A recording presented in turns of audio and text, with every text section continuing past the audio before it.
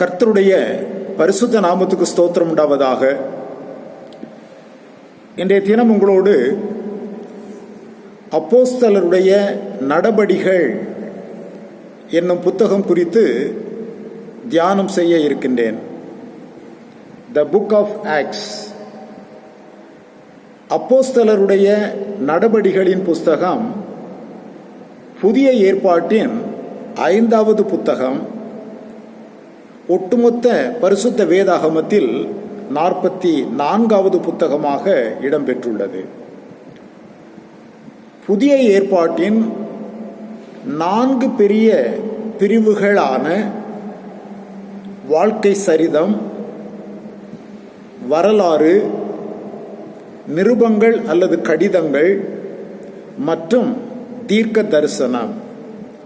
இந்த 4 பிரிவுகளிலே வரலாறு என்னும் பிரிவின் கீழ் அப்போஸ்தலருடைய நடபடிகளின் புஸ்தகம் காணப்படுகிறது. இது கிறிஸ்துவனுடைய ஆதி திருச்சபையின் வரலாற்றை நமக்கு எடுத்து காண்பிக்கின்றது. இந்த புத்தகத்தை அப்போஸ்தலருடைய நடபடிகள் என்று சொல்லப்பட்டாலும் இதை ஆதி திருச்சபையின் வரலாறு என்னும் நாம் குறிப்பிடலாம். அது மட்டுமல்ல, கிறிஸ்துவனுடைய திருச்சபையை உருவாக்கி அதை வளரச் செய்து இன்னும் அதை நிலைப்படுத்துகின்ற தூய ஆவியானவருடைய நடபடிகள் என்றும் நாம் இதை குறிப்பிடலாம். ஆதி திருச்சபையின் வரலாறு, அப்போஸ்தலர்களின் நடபடிகள் அல்லது தூய ஆவியானவரின் நடபடிகள் என்றும் இந்த புத்தகத்தை நாம் குறிப்பிடலாம். இந்த புத்தகத்தை எழுதினவர் லூக்கா தான். லூக்கா எழுதின நற்செய்தி நூலை எழுதின அதே லூக்கா தான் இந்த புத்தகத்தையும் எழுதினார் என்பதில் எவ்விதமான மாற்று கருத்தும் இல்லை. இந்த புத்தகமானது 2 பெரிய பிரிவுகளாக பிரிக்கப்பட்டுள்ளது. முதல் 12 அதிகாரங்கள் அப்போஸ்தலனாகிய பேதுரு அவர்களை மையமாய் கொண்டு அவருடைய நடபடிகளை மையமாய் கொண்டே முதலாவது பகுதி விளங்குகிறது.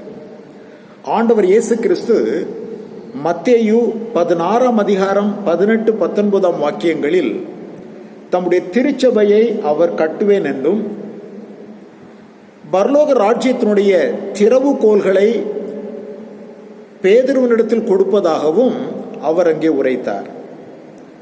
அந்த விதத்தில் அப்போஸ்தலர் 2ஆம் அதிகாரத்தில் அப்போஸ்தலனாகிய பேதுரு யூதர்களுக்கு தேவனுடைய திருச்சபையாகிய தேவனுடைய ராஜ்யத்தை இந்த பூமியிலே அவர் திறந்து கொடுக்கின்றார்.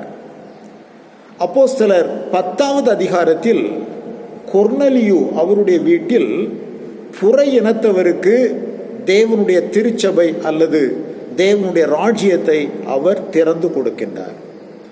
ஆண்டவர் உரைத்தபடியே பரலோக ராஜ்யத்தினுடைய பூமியிலே காணப்படும் தேவனுடைய ராஜ்யத்தின் திறவுகோலை கொண்டு யூதர்களையும் கிரேக்கர்களையும் அல்லது யூதர்களையும் புற இனத்தவரையும் ஒன்றாக தேவனுடைய ராஜ்யத்திற்குள்ளே இடம்பெறச் செய்கின்ற பணியை அப்போஸ்தலனாகிய பேதுரு முதல் 12 அதிகாரங்களுக்குள்ளே அவர் செயல்படுத்தி முடிக்கின்றார்.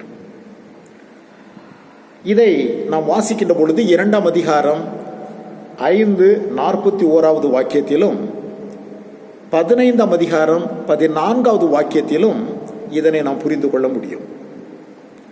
2வது பகுதி 13ஆம் அதிகாரம் முதல் இறுதி 28வது அதிகாரம் வரையிலே அப்போஸ்தலனாகிய பவுலை மையமாக வைத்து அவருடைய நடபடிகளை மையமாய் வைத்தே இந்த புத்தகமானது சென்று கொண்டே இருக்கிறது.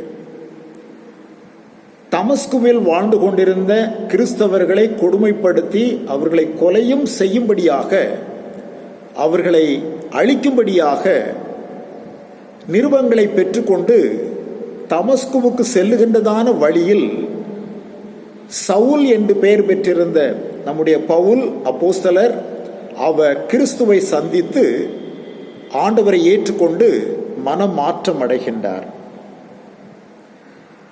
அவர் புறையினத்தவருக்கு நற்செய்தியை அறிவிக்கும்படியாக தெரிந்து கொள்ளப்பட்ட பாத்திரம் என அனனியா என்கிற சீடன் மூலமாக ஆண்டவர் 9ஆம் அதிகாரம் 15வது வாக்கியத்தில் திருவுளம் பற்றுகின்றார். அவ்விதமாக ஞானஸ்நானம் பெற்று அவர் ஆண்டவராய் இயேசு கிறிஸ்துவனுடைய சீடனாக மாறி அப்போஸ்தலனுக்குரிய அந்த அதிகாரத்தையும் அவர் அங்கே கொடுக்கப்படுகிறதை நம்மால் பார்க்க முடிகிறது. அதன் பின்பு அவர் தமஸ்குவிலிருந்து எருசலேம் திரும்பி வந்து விடுகிறார். பவுல் ஆண்டவராய் இயேசு கிறிஸ்துவை ஏற்றுக்கொண்டார் என்கிற செய்தியை பர்னபா என்பவர் கேள்விப்பட்ட மாத்திரத்தில் அவர்தான் பவுலை அப்போஸ்தலர்களிடத்திலே அழைத்து கொண்டு போகின்றார். இந்த நிகழ்வு 9ஆம் அதிகாரம் 27வது வாக்கியத்தில் சுட்டி காண்பிக்கப்படுகிறது. அது முதல் எருசலேமில் இயேசுதான் கிறிஸ்து என்பதை மிக வல்லமையாக ரூபிக்கும்படியாக அவர் பிரசங்கம் செய்ய செய்கின்றார். இதை பார்த்த யூதர்கள் இவர் மேல் கடும் சினம் கொண்டு இவரை கொலை செய்து போடுவதற்கான வகை பார்க்கின்றார்கள். இதை அறிந்த மூத்த அப்போஸ்தலர்கள் ஒன்று சேர்ந்து பவுலை அவருடைய சொந்த ஊராகிய தர்சுவுக்கு சிறிது காலம் போயிருக்கும்படி அனுப்பி விடுகின்றார்கள். ஆகவே தர்சுவுக்கு பவுல் சென்று விடுகின்றார். யூதர்களுக்கு எப்படி எருசலேம் என்பது திருச்சபையின் தலைமை இடமாக காணப்பட்டதோ அதுபோல புற இனத்தவருக்கு திருச்சபையின் தலைமை இடமாக விளங்கியது அன்றைக்கு அந்தியோகியா என்கிறதான ஒரு பட்டணம். பார்த்துக் கொள்ளுங்கள். இந்த அந்தியோகியா பட்டணத்திலே எவ்விதமாய் தேவனுடைய திருச்சபை உருவானது என்பதற்கு சில காரணங்கள் சொல்லப்படுகின்றன. ஸ்தேவானுடைய மரணத்திற்கு பின்பு சீடர்கள் எல்லாரும் சிதறி போன போது அந்தியோகியாவிலே ஒரு கூட்டம் சென்று அங்கு கிறிஸ்துவனுடைய திருச்சபையை உருவாக்கி இருக்கலாம் என்பது ஒரு கருத்து. மற்றொரு கருத்தும் இந்த கருத்தை நான் பார்க்க வேண்டுமே ஆனால் 8ஆம் அதிகாரம் 1ஆம் வாக்கியத்திலும் 11ஆம் அதிகாரம் 19 முதல் 24 வாக்கியங்களிலும் சிதறி சென்றவர்கள் திருச்சபையை உருவாக்கி இருக்கலாம் என்கிற கருத்து அங்கே மேலோங்கி நிற்கிறது. மற்றொரு கருத்தும் நிலவுகிறது. எருசலேம் திருச்சபையில் அப்போஸ்தலர்களால் தெரிந்தெடுக்கப்பட்ட அந்த உதவிக்காரர்கள் அவர்களுடைய அந்த வரிசையிலே அந்தியோகியா பட்டணத்தான் ஆகிய யூத மார்க்கத்தை அமைந்தவன் புறையினத்தான், ஆனால் புரோசலைட் என்று சொல்வார்கள், யூத மார்க்கத்தை தழுவி கொண்ட ஒரு மனிதன் நிக்கோலாய் என்கிறவன் இருக்கின்றான். அந்த நிக்கோலாய் அவன் தன்னுடைய சொந்த ஊராகிய சிதறி போன போது சொந்த ஊராகிய அந்தியோகியாவுக்கு சென்று அவர் இந்த திருச்சபையை உருவாக்கி இருக்கலாம் என்கிற கருத்தும் நிலவுகிறது. பார்த்துக் கொள்ளுங்கள். இந்த நிக்கோலாய் குறித்து 6ஆம் அதிகாரம் 5ஆம் வசனத்தில் நாம் வாசிக்கின்றோம். இந்த திருச்சபையானது உருவாக்கப்பட்டு வளர்ந்து கொண்டிருந்த பொழுது எருசலேமிலே அப்போஸ்தலர்கள் அதை கேள்விப்பட்டு உடனே பர்னபா என்கிற மனிதரை அவர்களுக்கு உதவியாக இருக்கும்படி, சத்தியத்தில் அவர்கள் நிற்பதற்கு உதவியாக இருக்க வேண்டும் என்பதற்காக பர்னபாவை அவர்கள் அனுப்பி வைக்கின்றார்கள். அங்கே பர்னபா சென்று அவர்களை ஸ்திரப்படுத்துகின்றார். சில காலம் சென்ற பின்பு இந்த பர்னபா தர்சுவுக்கு போகின்றார். பவுலை தேடி பவுலை கண்டுபிடித்து அவரை அந்தியோகியாவிற்கு அழைத்து கொண்டு வருகின்றார். 13ஆம் அதிகாரத்திலே அந்தியோகியா என்கிற அந்த பட்டணத்தில் இருந்த திருச்சபையில் பவுலாகிய இந்த சவுலாகிய பவுலும் பர்னபாவும் அங்கே இருந்தார்கள் என்பதை நாம் பார்க்கின்றோம். ஆகையினால் அப்போஸ்தலனாகிய பவுலனுடைய தரிசனமும் ஊழியமும் அந்தியோகியா பட்டணத்திலிருந்து தான் ஆரம்பிக்கிறது. ஏனென்றால் இவர் புறையினத்தவருக்கு அப்போஸ்தலனாக தேவனால் குறிக்கப்பட்டவர். ஆகவே புறையினத்தவருடைய திருச்சபையின் தலையிடமாய் காணப்பட்ட அந்தியோகியாவிலிருந்து இவருடைய ஊழியம் ஆரம்பமாகிறது. அப்போஸ்தலனாகிய பவுல் இந்த புத்தகத்தில் நாம் காண்கிறபடி 3 மிஷனரி பயணங்கள் 3 நற்செய்தி பயணங்களை அவர் மேற்கொள்ளுகின்றார். முதலாவது பயணம் 13ஆம் அதிகாரம் 4வது வாக்கியத்தில் துவங்கி 14ஆம் அதிகாரம் 26 வரையிலும் துவங்குகிறது. இரண்டாவது பயணம் 15ஆம் அதிகாரம் 40வது வாக்கியத்தில் துவங்கி 18ஆம் அதிகாரம் 22 வரையிலும் செல்லுகிறது. மூன்றாவது பயணம் 18ஆம் அதிகாரம் 23வது வாக்கியத்தில் துவங்கி 28ஆம் அதிகாரம் 16 வரையிலும் செல்லுகிறது. இந்த 3 பயணங்களுமே அந்தியோகியா பட்டணத்திலிருந்து தான் துவங்குகிறது என்பதை நம்மால் பார்க்க முடிகிறது. முதலாவது பயணத்தை முடித்த பின்பு எருசலேமுக்கு ஒரு சிறிய பயணத்தை மேற்கொள்ளுகின்றார் பர்னபாவோடு. அங்கு சென்று அப்போஸ்தலர்களை சந்தித்து திருச்சபையின் முதலாவது அந்த ஆலோசனை கூடுகை அப்போஸ்தலர் 15ஆம் அதிகாரத்தில் அப்போஸ்தலனாகிய பவுல் மூலமாய் கூட்டப்படுகிறது. தூண்களாக எண்ணப்பட்டதான பேதுரு, யாக்கோபு, யோவான் இவர்களெல்லாம் ஒன்று சேர்ந்து முதலாவது ஆலோசனை கூடுகை. அந்த முதலாவது ஆலோசனை கூடுகையிலே புற இனத்தவர் கிறிஸ்து இயேசுவை ஏற்றுக்கொள்ளுகின்ற பொழுது அவர்கள் எவ்விதமான நியாயப்பிரமாணத்தின் அனுசாரங்களையும் கடைபிடிக்க வேண்டியது இல்லை. விருத்த சேதனம் செய்வதோ அல்லது நியாயப்பிரமாணத்தின் மற்ற எந்த பிரமாணங்களையோ புற இனத்தவர் அனுசரிக்க வேண்டிய அவசியம் இல்லை என்பதை அங்கே அறுதியிட்டு ஆணை பிறப்பிக்கும்படியாக அப்போஸ்தலர் செய்கிறதை நம்மால் பார்க்க முடிகிறது. மூன்றாவது மிஷனரி பயணத்தின் கடைசியிலே ரோமாபுரிக்கு அவர் சென்று அங்கே வீட்டு காவலில் வைக்கப்படுகின்றார். அந்த வீட்டு காவலில் இருந்து கொண்டே நற்செய்தியை அறிவித்துக் கொண்டிருக்கின்றார். அதிலும் குறிப்பாக அந்த சாம்ராஜ்யத்தினுடைய அரண்மனை, சக்கரவர்த்தியினுடைய அரண்மனையில் இருந்ததான அந்த வேலைக்காரர்கள், கார்ட்ஸ், இவர்களுக்கெல்லாம் நற்செய்தி அறிவிக்கும்படியான சூழ்நிலை அவருக்கு ஒரு பெரிய திறந்த வாசலை கொடுக்கின்றது. அப்போஸ்தலர் 28:30 முதல் 31 வரையிலே அதை பிலிப்பியர் 4:22 சம்பந்தப்படுத்தி பார்க்கின்ற பொழுது நாம் இதை புரிந்து கொள்ள முடியும். 28ஆம் அதிகாரம் 31 இந்த புத்தகமானது அப்படியே சடுதியாக நின்று விடுகிறதை நம்மால் பார்க்க முடிகிறது. பாரம்பரியங்கள் சொல்லுகின்றன, அப்போஸ்தலனாகிய பவுல் முதலாவது ஒரு விசை அவர் விடுதலையாக்கப்படுகின்றார் கிபி 62-63 ஆண்டு வாக்கிலே. மீண்டுமாக அவர் மீண்டும் கைது செய்யப்படுகிறார் 64வது ஆண்டு வாக்கில்.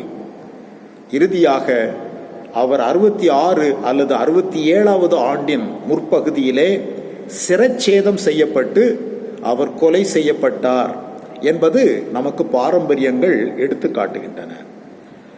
இந்த அப்போஸ்தல நடபடிகளின் புஸ்தகம் தேவனுடைய கிறிஸ்துவின் திருச்சபையினுடைய அந்த பிறப்பு, வளர்ச்சி, இவற்றை இயேசு கிறிஸ்துவனுடைய மரணம், உயிர்த்தெழுதலுக்கு பின்பு சுமார் 30 ஆண்டு காலம் இந்த புத்தகம் நம்மை திருச்சபையின் வரலாற்றுக்குள்ளே அழைத்து கொண்டு போகிறது.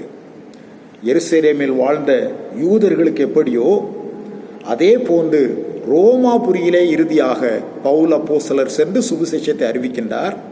இதன் மூலம் நற்செய்தியானது உலகம் முழுவதற்கும் சொந்தமானது. யூதர்களுக்கு மட்டுமல்ல, யூதருக்கும் புற இனத்தவருக்கும் உலகத்திற்கே உரியது திருச்சபை என்பது அங்கே கிறிஸ்துவுடைய சுவிசேஷம் என்பது உறுதியாக்கப்படுகிறது. ஆகவே கிறிஸ்துவின் அந்த சுவிசேஷம் உலக அனைத்திற்குமானது. இரண்டாவதாக, கிறிஸ்துவின் திருச்சபை என்பது எப்படிப்பட்டது என்பதை குறித்து இந்த புத்தகத்தில் நாம் வாசிக்கின்றோம். 20ஆம் அதிகாரம் 28வது வாக்கியத்தின்படி கிறிஸ்துவின் திருச்சபை கிறிஸ்துவின் இரத்தத்தினால் உருவாக்கப்பட்டது. அப்போஸ்தலர் 9:31 படி இரத்தத்தினால் உருவாக்கப்பட்ட திருச்சபை பரிசுத்த ஆவியானவரால் நடத்தப்படுகிறது. பரிசுத்த ஆவியானவரால் நடத்தப்படுகின்ற அந்த திருச்சபை 1ஆம் அதிகாரம் 11வது வாக்கியம், 3ஆம் அதிகாரம் 21வது வாக்கியத்தின்படி இயேசு கிறிஸ்துனுடைய 2ஆம் வருகைக்கென்று ஆயத்தமாகி அது காத்திருக்கிறது. இரத்தத்தினால் பிறந்தது, ஆவியினால் நடத்தப்பட்டது. அது மட்டுமல்ல, திருச்சபை என்பது கிறிஸ்துவின் வருகையை எதிர்நோக்கி காத்து கொண்டிருப்பது. மூன்றாவதாக, திருச்சபையினுடைய அமைப்பும் அதனுடைய மிஷன் தரிசனமும் என்ன என்பதை பார்த்தால், முதலாவதாக 1 தீமோத்தேயு 3:15 வாசிக்கின்றோம். கிறிஸ்துவின் திருச்சபை என்பது சத்தியத்திற்கு தூணும் ஆதாரமுமாக விளங்குகிறது. எபேசியர் 2:19 முதல் 22 வரையிலே 2:42 நாம் பார்க்கின்ற போது, கிறிஸ்துவின் இந்த திருச்சபையானது இசைவினைப்பாய் கட்டப்பட்ட ஒரு அமைப்பு. மூன்றாவதாக, இந்த திருச்சபைக்கு கொடுக்கப்பட்ட அழைப்பு மக்களை பாவத்திலிருந்து விடுதலையாக்கி கிறிஸ்துவின் ராஜ்யத்திற்கு அவர்களை சுதந்திரமாக்குவது. நான்காவதாக, கிறிஸ்துவின் திருச்சபை சுதந்திரமாக்கப்பட்ட அந்த விசுவாசிகளை பக்தி விருத்திக்கு ஏதுவாக நடத்தி கிறிஸ்துவின் வருகைக்கு ஆயத்தப்படுத்துவது. இதுதான் திருச்சபையினுடைய மிஷன் என்று பார்க்கிறோம். கிருபையும் இரக்கம் நிறைந்த எங்கள் அன்பின் தகப்பனே, இந்த நாளிலும் அப்போஸ்தலர் நடபடிகளின் புஸ்தகத்தை குறித்து சற்று நேரம் தியானிக்க உதவி செய்தீர். தொடர்ந்து எங்களை நீர் வழி நடத்தும் ஆண்டவரே. இன்னும் அதிகமாய் கிறிஸ்துவையும் அவருடைய திருச்சபையும் குறித்து நாங்கள் அறிந்து கொண்டு தூய ஆவியானவரால் மெய்யாகவே நடத்தப்பட கர்த்தர் உதவி செய்யும். இயேசு கிறிஸ்துவின் என்ப நாமத்தில் ஜெபிக்கின்றேன் பரிசுத்தமுள்ள நல்ல பிதாவே. ஆமேன், ஆமேன், ஆமேன். God bless you. Thank you very much.